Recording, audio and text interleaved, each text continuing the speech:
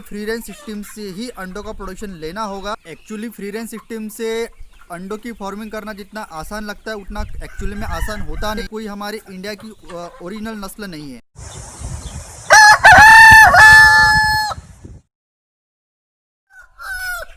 तो हेलो दोस्तों, मैं हूं अभिषेक और आप देख रहे हैं अभिषेक पोल्ट्री यूट्यूब चैनल। दोस्तों, बहुत सारे भाई जो पोल्ट्री भाई लोग हैं वो वीडियो के नीचे कमेंट करते हैं। पर्सनली कभी कभार मुझे व्हाट्सएप पे मैसेज करते हैं, कभी कभार कॉल अपॉइंटमेंट लेते हैं।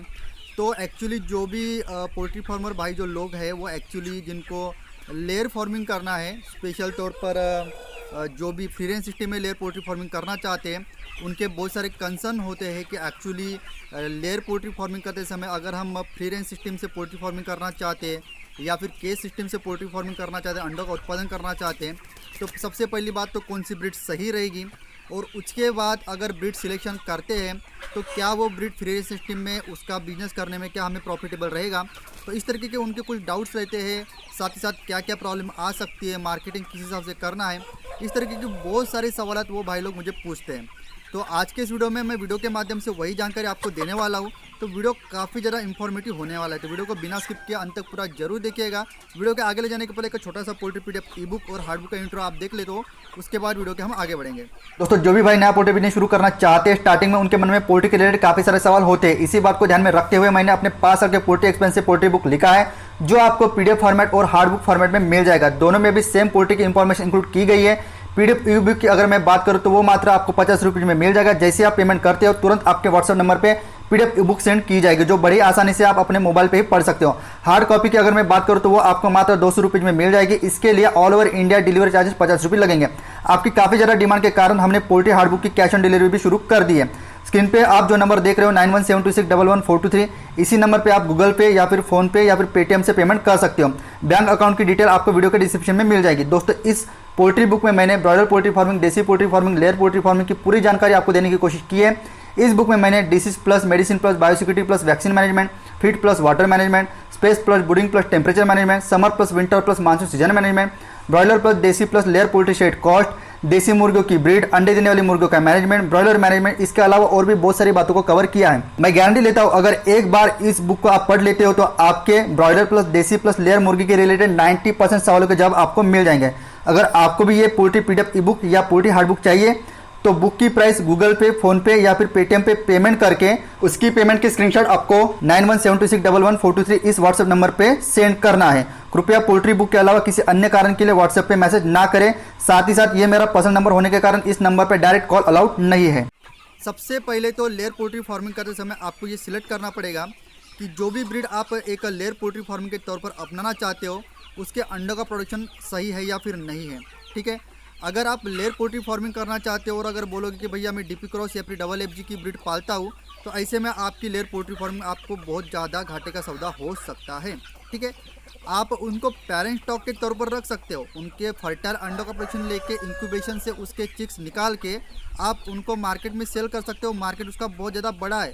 लेकिन अगर आपका मेन पर्पज अंडों का है तो ऐसे में अगर आपको फ्री रेंज सिस्टम से पोल्ट्री फार्मिंग करना है या फिर केज सिस्टम से पोल्ट्री फार्मिंग करना है तो उसके लिए अलग अलग ब्रीड्स आपको ध्यान में रखना होगा। अगर आपको सफ़ेद अंडों का फार्मिंग करना है तो आपको BB300 तो सभी को पता है। जो कलर्ड अंडे होते हैं या फिर ब्राउन अंडे होते हैं, ऐसे अंडों की अगर आपको फार्मिंग करना है तो आप BB380 ब्रीड को भी पाल सकते हो, RIR ब्रीड को भी पाल सकते हो।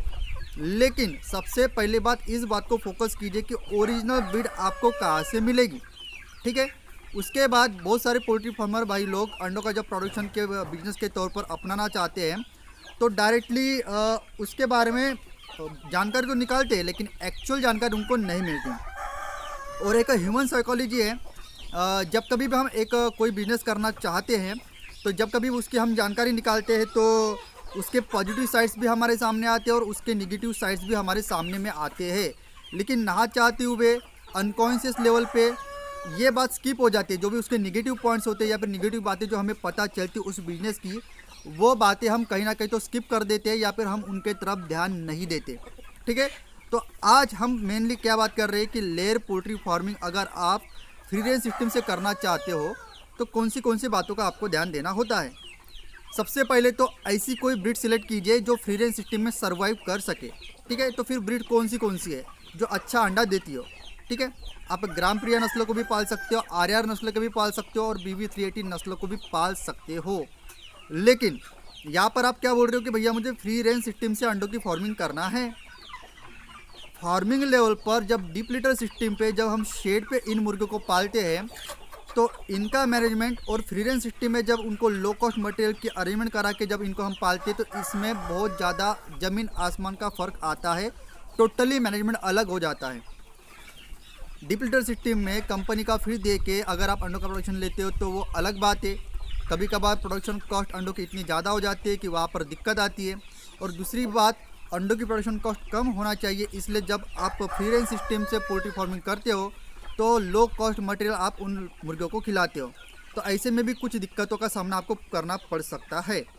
सबसे पहले दिक्कतों का सामना ये करना पड़ता है कि मैक्सिमम जो लोग होते हैं वो जो भी उनकी 100% फीड की डिमांड होती है, जब कभी भी मुर्गी एक अंडों पे आती है तो उतने फीड में से सिर्फ 10% या फिर 20% ही कंपनी का फीड उनको देते हैं और बाकी की मुर्गियों को बाहर में छोड़ देते हैं कि भैया तुम जाओ और बाहर का फीड खा के आओ और फिर हमें अच्छी क्वांटिटी में अंडे दो। तो ऐसे में मुर्गियों को एक फ्री रेंज सिस्टम में जो भी मुर्गी दाना खाती है, कीड़े मकोड़े खाती है, जो भी उसको ज़मीन से जो भी बन पड़ता है जो खाती है वो मुर्गी, उससे उनको न्यूट्रिशनल वैल्यू बहुत कम मिलती है। कभी कभार तो कैल्शियम की भी कमी उनके शरीर में होती है, जिसके वजह से जो अंडे का शेल होता है, ऊपरी आवरण जो होता है वो प्रॉपरली बन नहीं पाता।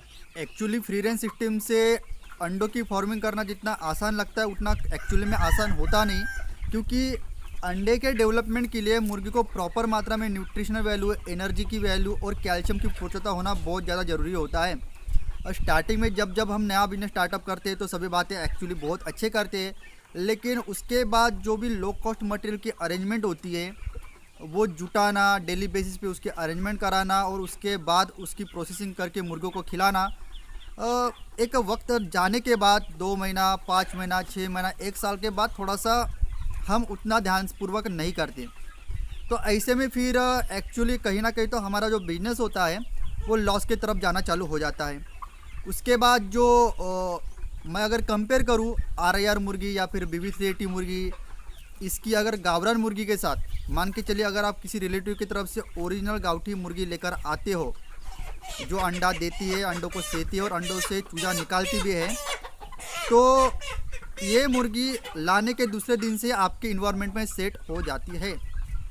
लेकिन आरआईआर हो गया या फिर BB380 हो गया, ये उन्नत नस्ल है, ये ओरिजिनली जो फॉरेन कंट्री से बिलोंग करती है, ये कोई हमारे इंडिया की ओरिजिनल नस्ल नहीं है। ठीक है, तो हमारे इंडिया के इन्वायरमेंट में ढलने के लिए कुछ ना कुछ तो रेशो में इनको थोड़ा बहुत तो क्रॉस किया गया था और किया गया है।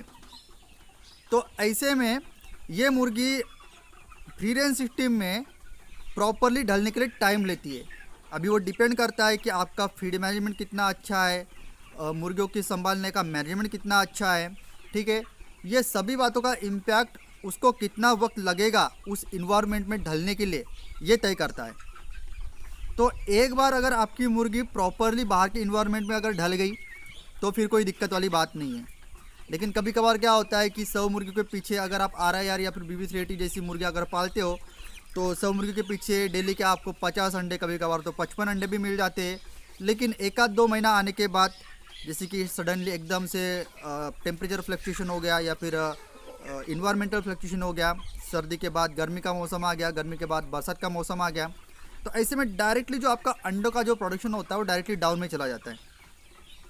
50 अंडे जहाँ पर मिल रहे थे, कभी कभार तो हमें 5 अंडे, 8 अंडे, 10 ही अंडे मिलते हैं। तो ऐसे में मुर्गियों को फीड खिलाना काफ़ी ज़्यादा दिक्कत वाली बात पोल्ट्री फार्मर भाइयों को आ जाती है। इसीलिए अगर आपको फ्री रेंज सिस्टम से पोल्ट्री फार्मिंग करना है तो उसके लो कॉस्ट मटेरियल के अरेंजमेंट आपको साल भर तक की किस हिसाब से करना है, इसका प्लान पहले से आपको तैयार करना है।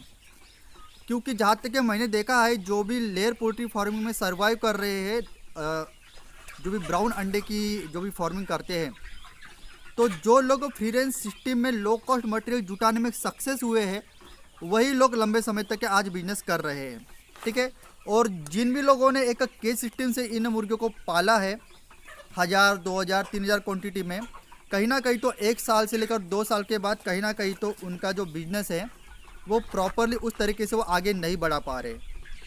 तो आज के प्रेजेंट मूवमेंट की सिचुएशन ऐसी है कि भैया आपको फ्री रेंज सिस्टम से ही अंडों का प्रोडक्शन लेना होगा।